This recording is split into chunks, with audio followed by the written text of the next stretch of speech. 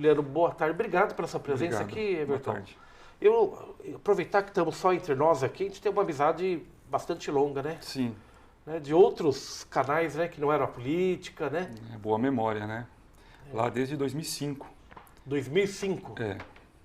quando foi organizada a primeira campanha para coletar doadores voluntários de medula óssea, aqui em Itapetininga, no qual você ajudou a organizar. E aí, no ano de 2006, eu fui contemplado, abençoado por ser escolhido como doador de medula óssea.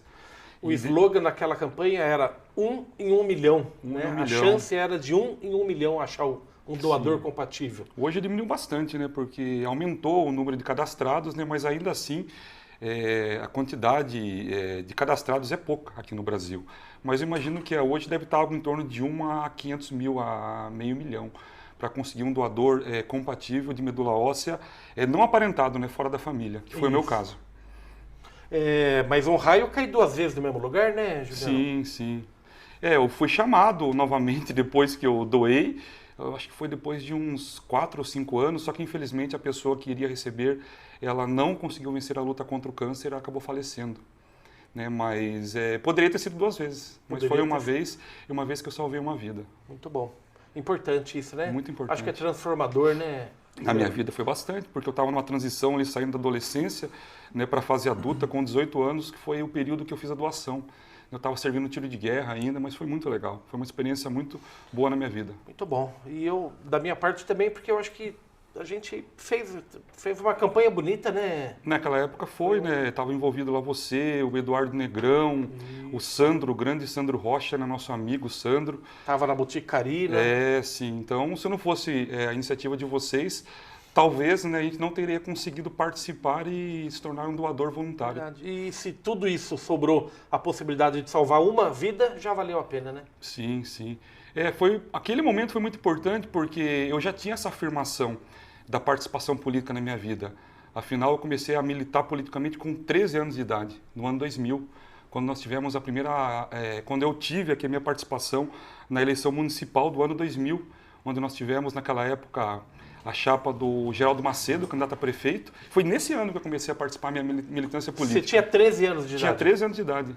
Eu lembro que eu saía lá da Vila Mazei de bicicleta, eu, meu irmão, os amigos, percorrendo o carro de som, indo fazer comício aí nas vilas. E foi a partir daí que eu senti necessidade de participar politicamente e acreditando muito que a política poderia transformar a minha vida e a vida das pessoas que estavam à minha volta. Você mudou de ideia ou não? Não, de maneira alguma. Hoje eu estou com 35 anos, acreditando mais ainda na transformação e muito mais a partir da nossa vitória de ontem, né? A vitória da democracia. Perfeito. Vamos lá, como que você analisa o resultado da eleição de ontem? Lula em Brasília e o Tarcísio aqui em São Paulo.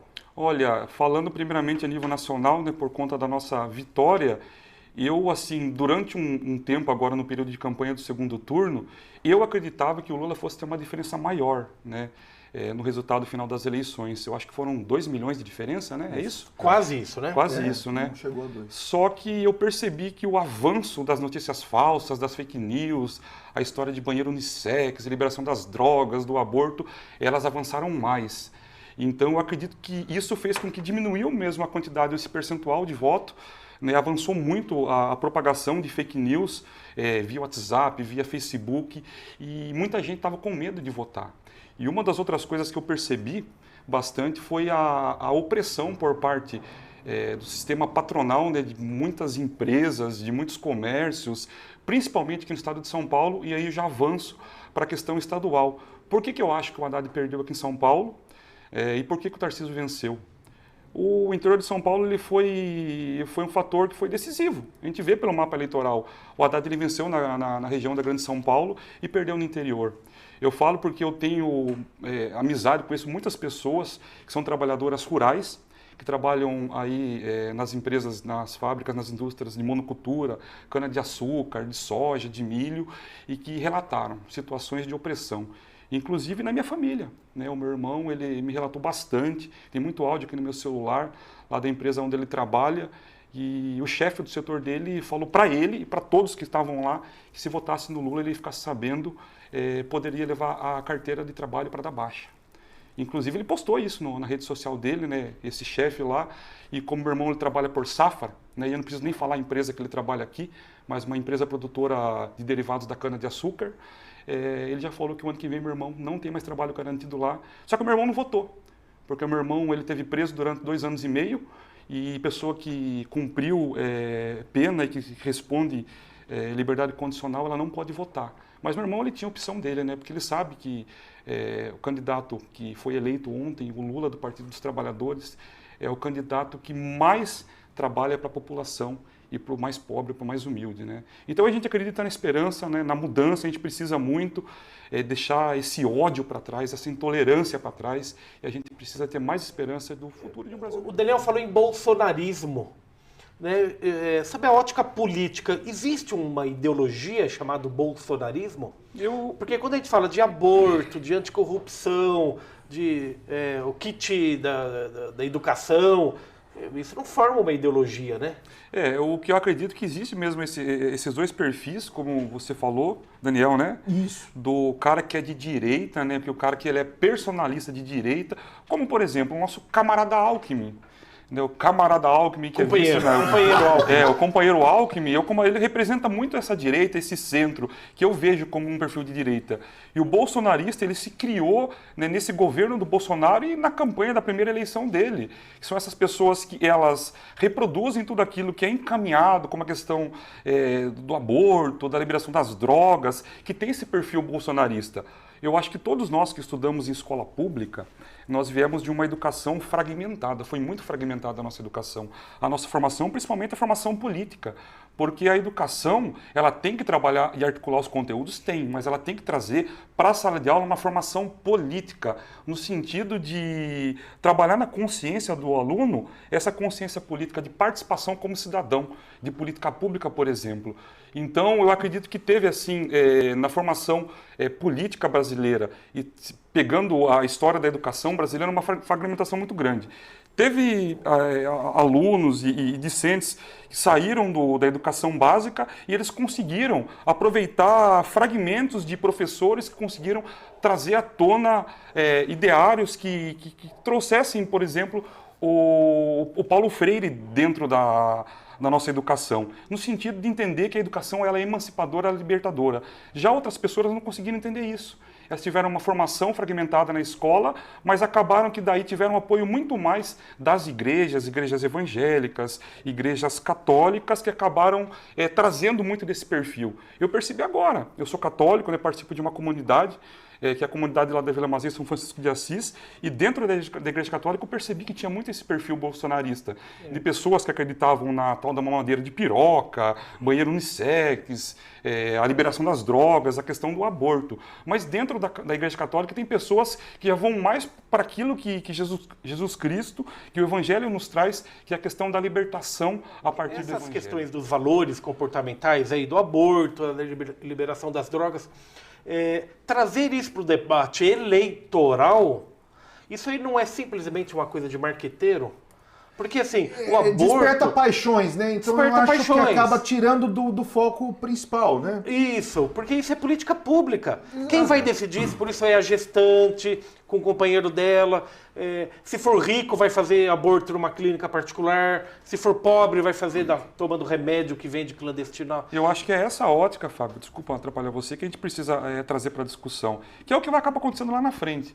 Eu não estou dizendo que isso vai ser a bandeira principal do governo do Lula, mas que é importante discutir saúde pública. A gente precisa discutir saúde pública, né? Como que está sendo, por exemplo, o pré-natal dessa gestante lá na UBS, lá no SF? Isso. Como que está sendo o acompanhamento dessa família? E a gente sabe que existe mesmo, o aborto, ele existe. Só que o que acontece? As pessoas que têm condição de fazer, elas vão fazer e não vão ter risco nenhum, que são as pessoas de classe média, de classe alta. E aquela, por exemplo, que está lá na periferia, que está na favela, que já tem toda uma desestruturação. E eu acho que assim, ninguém é louco de falar que é a favor do aborto. Claro. Eu sou contra o aborto, né? Eu já faz assim, eu já faz 15 anos que moralmente contra é uma coisa, né? A questão de saúde pública é outra. São duas discussões separadas. Eu faz 15 anos que eu estou tentando ser pai e ter filho. A minha esposa já sofreu 3 abortos espontâneos, né? Então é uma luta nossa enquanto casal. Mas eu não posso, por exemplo, ser contra o direito de uma pessoa ter assegurado na lei a questão da saúde pública no que se refere à questão do aborto. Eu não posso. Eu, enquanto cristão, enquanto católico, eu sou contra o aborto. Também discutir mas assim, no horário da forma como foi, é a mesma coisa que a gente ficasse discutindo a escalação da seleção brasileira. Entre nós falando e o que vai acontecer... Lula vai falar que isso é uma gestão de esquerda, tá maluco. Não foi uma gestão de esquerda nunca. Viu? O discurso do medo do comunismo... Esse é top. Então, mas isso... Viu? Mas tem uma parcela da população que grudou isso, né? Uma grande parcela da população votou munido desses sentimentos. Do medo do comunismo. Medo do comunismo, do medo de virar a Venezuela, do medo do banheiro unissex. O banheiro unissex é um negócio que você não... Como é que a pessoa acredita nisso, entendeu? Qual que é a chance de isso acontecer? E por que o presidente da República vai ficar legislando sobre banheiro? Entendeu? Então, assim, essas coisas que me deixam espantado, porque tem umas coisas que assim, tem coisa que surge de debate que às vezes eu preciso pesquisar para ver se os caras, será que o PT falou isso mesmo? Vou ter que pesquisar. Agora tem coisa que eu falo, meu Deus do céu, onde que a pessoa tirou isso aqui? Cara? Não tem como ser isso que é verdade. Mas a questão do comunismo mesmo, dentro da Igreja Católica, foi muito difundido isso. Na última semana, o que começou a surgir de vídeo, eu participei de vários grupos, né, católicos, falando contra o comunismo, que o comunismo ia ser instalado no Brasil. Fala, meu Deus do céu, aonde está a cabeça desse povo? Porque não tem como, a gente... Nem a China é comunista mais. Nos mandatos do PT, a gente viu que os governos do PT ele foi muito mais um centrão, mais à direita, do que um mandato de esquerda. Não estatizaram uma quitanda de notícias que a gente vê de reconhecimento internacional é forte, né? Eu acho que o Lula, ele traz consigo, né, essa magnitude, né, de conseguir agregar várias lideranças mundiais. Inclusive hoje eu estava acompanhando aqui no G1, já da manifestação do governo da Noruega em relação ao repasse para custeio da manutenção da Amazônia. Do fundo. Então o fundo ele foi cortado, acho que a partir de 2019, né, com a entrada do Bolsonaro, agora ele já se manifestou, falou que vai voltar, e é o maior repasse, né, a Noruega ela faz o maior repasse para a manutenção da Amazônia. Então uma coisa muito positiva também da eleição do presidente Lula é justamente isso, de conseguir agregar, a fazer esse diálogo com as lideranças mundiais. E aqui também um ex-presidiário pode ser ex-presidente, só que nesse circo chamado Brasil. Ok. Tem mais? José Benedito de Meira, aí sim, hein? O que estão achando dessa paralisação dos caminhoneiros? Já respondemos aqui, Meira. Vamos lá. Por partes, paralisação. Acho que a gente já conversou. Acho que é o Dani está esfarelando, né? já vai acabar. Ex-presidiário ainda carrega uma carga de ódio aí, normal durante a campanha eleitoral, né? Eu queria falar, porque eu não escondo de ninguém, falei do meu irmão aqui que teve a passagem pelo sistema prisional, e são 2 irmãos. Eu tenho um irmão que ficou preso 10 anos e meio, saiu agora no mês de junho, e um outro irmão que ficou 2 anos e meio. Né? Os 2 estão trabalhando, estão bem, estão tranquilamente. Isso se deu porque a família os apoiaram no período que eles estiveram presos. Eu estou falando isso porque ex-presidiário, ele não é um bicho. Ex-presidiário é um ser humano, é uma pessoa como qualquer outra e que merece ser respeitada, ressocializada. Então você que faz menção dessa forma, chula, podre sobre o ex-presidiário, saiba que você está errado. Na questão do ex-presidente Lula, ele teve inúmeros erros, através dos acordos que ele fez para conseguir chegar a ser presidente. E nesses acordos foram inúmeras pessoas lá que fizeram muitas besteiras lá atrás. E a gente sabe, o processo ali da prisão do Lula, como ele se deu, a questão da Lava Jato, né, e essa articulação através do ex-juiz Sérgio Moro, né, foi por conta disso. Então eu acredito que ele teve erros, sim. Né? Ele ficou acho que foi 1 ano e 2 meses preso, né? E ele saiu. Então ele teve essa capacidade, essa coragem para se entregar e ser preso. Né? E diferente do atual presidente, o Bolsonaro, que ele tentou de várias formas se blindar, né, enquanto presidente para não responder processo crime. O que eu acho que vai acontecer agora a partir do ano que vem. O Bolsonaro ele vai responder por dezenas, centenas de processos crime. Ele perde a imunidade, né? E ele com certeza, né, se a nossa justiça ela for séria, como eu acredito que ela é, Bolsonaro vai ser preso ano que vem. Essa forma de pensar... Esse sentimento de raiva vai persistir. Sentimento, ou pelo menos um posicionamento radicalmente contrário ao PT, que é o meu, não tenho problema nenhum em esconder isso. Agora, eu tento manter isso no campo das ideias, né? Não numa questão comportamental ou uma opinião mais subjetiva e pessoal contra alguém que, imagina, eu vou comer esfirra no Ford, pô. Não tenho nenhum problema com petistas em si. Agora, as gestões do PT é algo que eu sou contrário. Meu antipetismo, ele se limita a não votar no PT e não colaborar para mais esse antipetismo mais pessoal, assim, eu acho que a tendência é dar uma baixada. Everton Juliano, e a democracia? Teve um outro telespectador, me desculpe, não lembro o nome aí. Passou ilesa a democracia no Brasil por esse processo? Eu vejo que com a eleição do Lula já dá para a gente esperar um pouco mais aliviado. Né, e dizer que a gente correu sérios riscos, né, até com essa tentativa agora na última semana que o Vitor comentou aí sobre a questão das inserções na Jovem Pan, mas eu acredito que sim. Né, corremos todos os riscos, mas a prova de que ela passou ilesa assim, no sentido de que a gente vai prosperar, é a eleição do Lula. Eu fiquei muito preocupado ontem na apuração, até ele 60%, ainda que estava o Bolsonaro na frente. Mas eu percebi que depois, quando começou a apurar a votação do Nordeste, eu falei, a gente vai eleger novamente o Lula. Eu vou falar para você, não é o candidato dos meus sonhos também. Até voltando para essa questão ideológica. Nós que somos do PSOL, nós tivemos uma luta muito grande, partidária, para estar junto, para estar apoiando. Inclusive, dentro do partido, nossa votação foi contrária, foi no sentido de ter um candidato disputando do PSOL e nós não conseguimos. Como o pessoal tem essa dinâmica democrática de discussão e de preleção internamente, a gente perdeu. Né? 40% do nosso partido votou para que nós tivéssemos um candidato próprio do partido, 60% votou para que apoiasse o presidente Lula, e por isso nós estamos juntos. Né? Nós estamos juntos, inclusive, eu imagino que o pessoal vai fazer parte do governo, eu acredito que isso vai acontecer. Mas o que fica para a gente agora... Vocês tinham um nome? Vocês tinham um nome? Já tinham escolhido um nome? Sim, o Glauber Braga, que é deputado, foi reeleito agora deputado federal lá pelo Rio de Janeiro. Mas assim, eu acredito que a gente vai ter muito para avançar. Só de ter o Lula na presidência, a gente vai conseguir respirar mais tranquilamente, porque ele dialoga, ele conversa. E prova disso é ter o camarada Alckmin na chapa, né? Coisa que a gente nunca imaginava que fosse acontecer. Então serve até exemplo para a gente aqui na cidade de Itapetininga. Daqui 2 anos a gente vai passar por um processo eleitoral novamente, de eleições municipais, e aí a gente vai pensar como que a gente vai estar nessa eleição municipal. Né? A gente vai estar separado, a gente vai estar junto, vamos unir as forças progressistas. Tipo Jefferson Brum e Fuad, um vai ser vice do outro ou não? Não estou falando que vai ser isso, mas eu acredito... É a coligação. Eu acredito que, por exemplo, a gente tem muita gente boa, né, que está aí mais próximo do centro, que pode, por exemplo, compor numa chapa maior e ampla, né, junto com os grupos mais à esquerda. Então eu penso que é um momento muito importante para a gente refletir e acreditar que o nosso caminho vai ser o caminho do diálogo. Vai ser o caminho do diálogo porque não tem outra alternativa. Eu falo lá para a criançada na educação infantil, criançada, vocês precisam conversar, tem atrito, vamos dialogar, vamos se respeitar. E o mais importante é isso, é saber que eu posso ir tranquilamente no ambiente onde tem lá um proprietário bolsonarista, mas sem que, no entanto, ele não fale com respeito. Porque, por exemplo, se tiver um ambiente, um comércio, por exemplo, que eu saiba que o proprietário ele falta com respeito ao negro, ao indígena, ao LGBT, eu não vou nesse comércio. Agora, se eu souber que ele é apenas um bolsonarista, que ele vota lá no Bolsonaro, ponto final, acabou, vou lá tranquilamente, sem problema.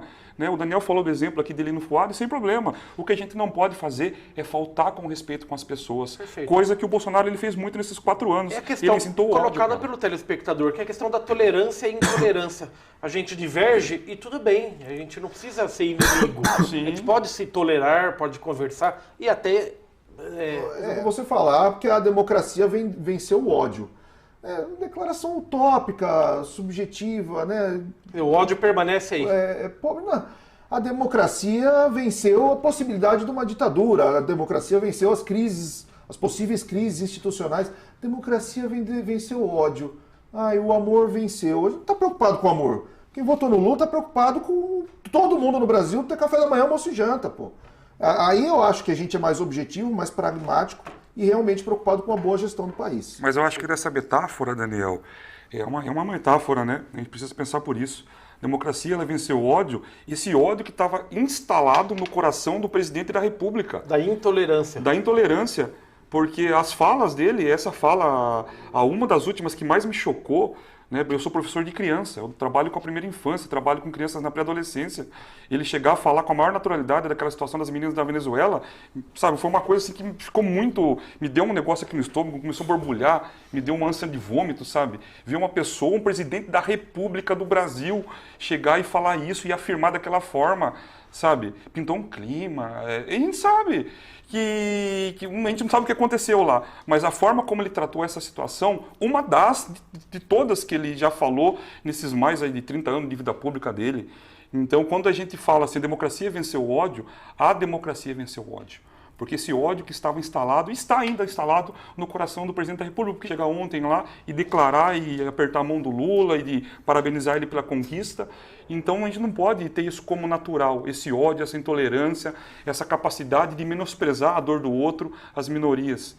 A gente não pode. Então o que venceu foi esse ódio que estava instalado no presidente da República. Eu concordo com você, eu acho que primeiro, eu concordo com você nesse sentido, eu só acho que, primeiro, o ódio não foi vencido, ele continua lá, mesmo com o Bolsonaro fora da presidência da República.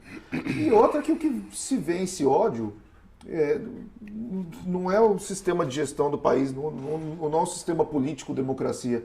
O que vence ódio é a educação, o que vence ódio são trabalhos de formação de caráter, de conduta, né, coisa que você... Estou te conhecendo agora, mas sim, faz aí na educação da primeira infância. Eu acho que é isso que vence ódio, né? Não democracia. Quando começa a jogar, aí é o que eu falo que eu acho que é o contraponto, entendeu? Essas frases de efeito que eu acho que tem assim... Então, né, mas pegando o teu gancho aí, Daniel, tá. Você se referiu ao Everton Juliano, é o que ele faz na escola. Ele é um professor, ele dá aula em uma escola, 2 ou 3, não sei.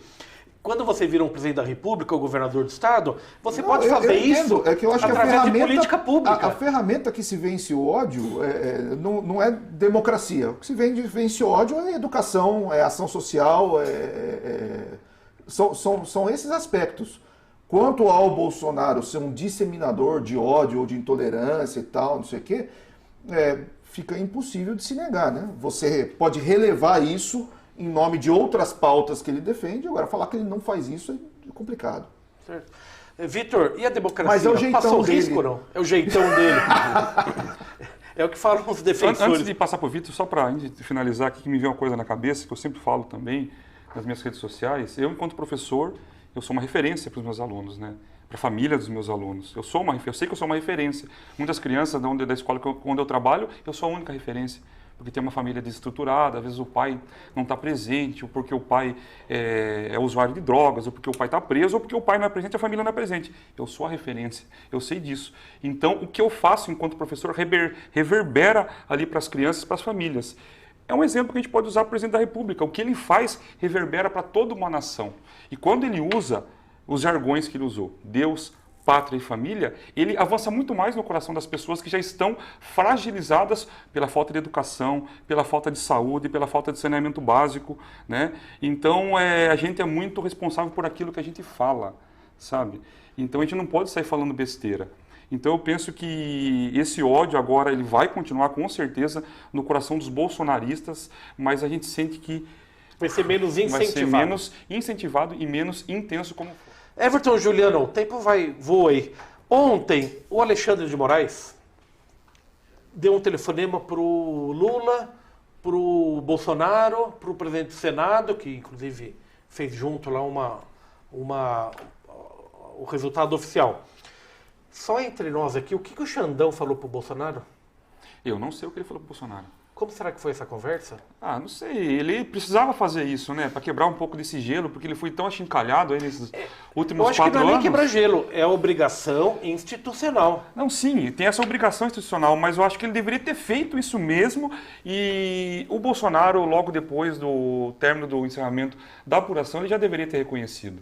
Ele deveria ter reconhecido a vitória do Lula. Porque não tem mais o que fazer. O que ele vai fazer? Ele vai tentar promover mais algum tipo de movimento no sentido de desacreditar a eleição? Não. Né? Eu espero que ele faça nas próximas horas aí a manifestação dele, que seja tranquila, para que a gente comece a se encaminhar para essa transição.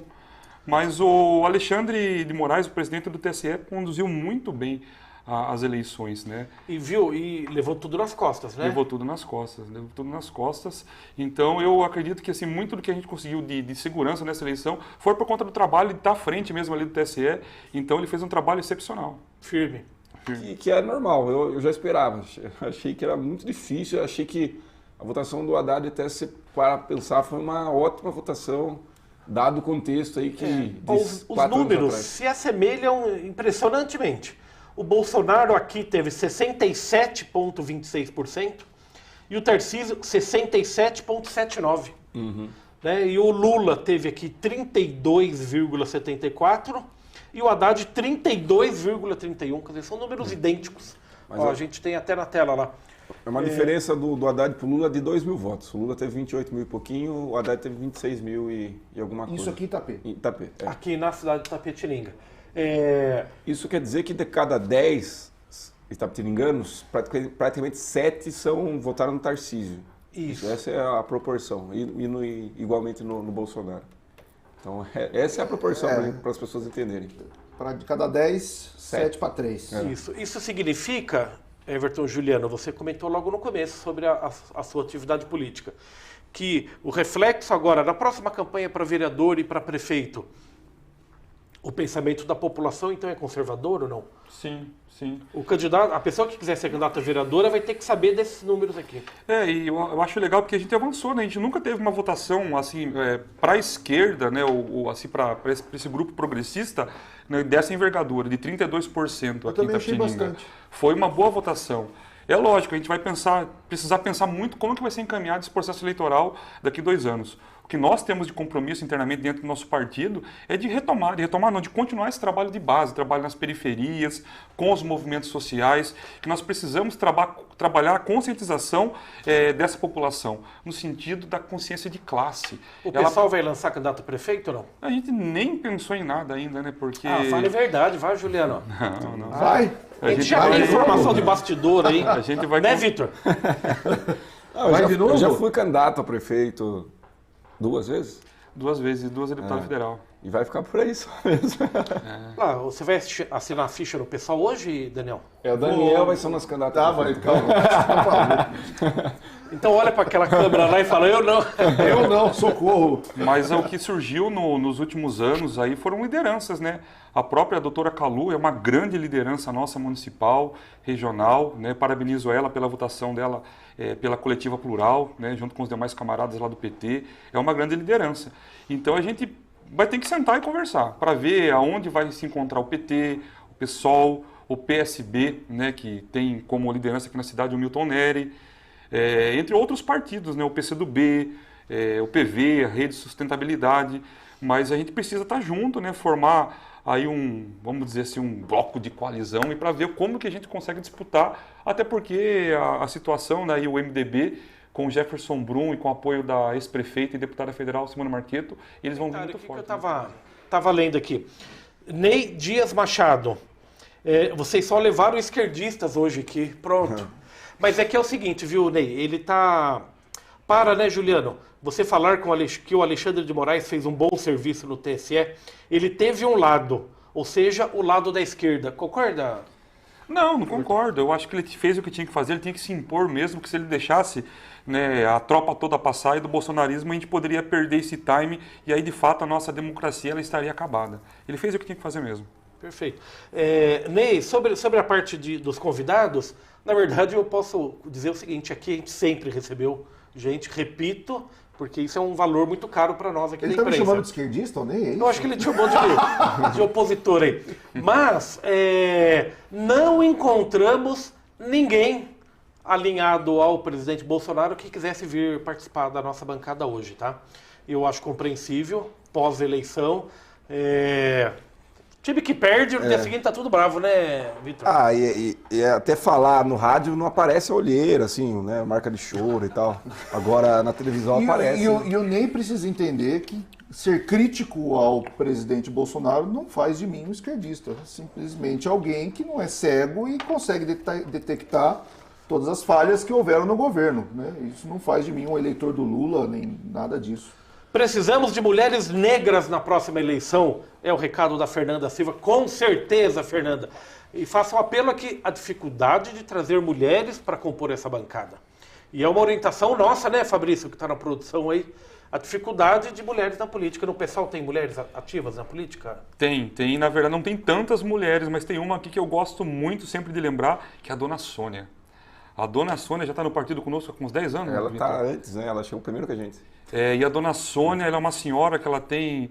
Acho que a Dona Sônia deve estar com quase 60 anos de idade e é uma militante aguerrida. Uma jovem senhora que ela, onde pode, ela está participando, ela tem o trabalho dela. E assim, a gente precisa melhorar o nosso quadro de mulheres também e de outras pessoas dentro do PSOL. Então, se você que está nos vendo aí, tiver curiosidade, quiser conhecer o partido PSOL, você acessa o nosso Instagram, né, PSOL.itap, e aí você entra em contato conosco lá no Facebook também, a gente encaminha para você a filiação e a gente vai se conhecendo melhor. Mas sejam bem-vindos ao PSOL. Everton, Juliano, muito obrigado pela sua presença. Obrigado, Fábio. Eu gostaria mais uma vez de agradecer a TVI. A TVI é um espaço democrático que nós temos aqui em Itapetininga, que deve ser preservado, deve virar patrimônio da cidade. Eu sempre falo para o Lalo, quando eu tenho oportunidade, porque vocês recebem pessoas de todos os segmentos aqui. Vocês não têm lado. E a imprensa tem que ser assim. Não como a Jovem Pan. Infelizmente, a Jovem Pan, eu acho que ela tem que ser enterrada na lata do lixo agora. Porque o que ela fez nessa eleição foi muito feio. E sorte que o Xandão foi lá e bloqueou. Porque senão também muita coisa ruim poderia acontecer. Eles tinham um lado. Eles fizeram campanha para o Bolsonaro. E aqui não. Vocês trouxeram gente do PL, do PT, do PSOL. Conversaram com todos. Trouxemos até miliciano, né, Vitor? Gente armada aqui, sabia? Ah, eu tava. Foi top. Não foi? Não, mas é em nome do pluralismo. Quem tem que tirar a conclusão é o... O Fábio quase tomou um tiro, né? Mas tudo bem. Mas parabéns, vai almoçar com os caras depois. Isso aí é... Obrigado, viu, Obrigado. Juliano. Conto com você. Outras oportunidades aqui. Pra gente falar sobre educação. Vamos combinar, marcar um dia. Aí sim. Já vou deixar a pauta pronta aqui para a nossa produção ouvir. Falta vaga para criança em Itapetininga ou não, nas creches? Claro que falta, ainda mais lá do lado que eu moro. Cadê a prioridade para a educação? Você pensa, por exemplo, lá hoje a Vila Mazei, que nós tínhamos aproximadamente 5 mil moradores, aí de repente se joga lá mais 1.200 casas do condomínio do Pacaembu lá, sem ampliar a creche, sem ampliar a escola de ensino fundamental. E a prefeita foi cobrada. 4 anos antes de entregar a obra do ano passado, ela foi cobrada. Não pode cobrar, ela fica brava. Mas precisa, está faltando vaga em creche. Acabou a eleição, mas eu afirmo que aqui no Telescópio Educação continua sendo prioridade, não é só no discurso.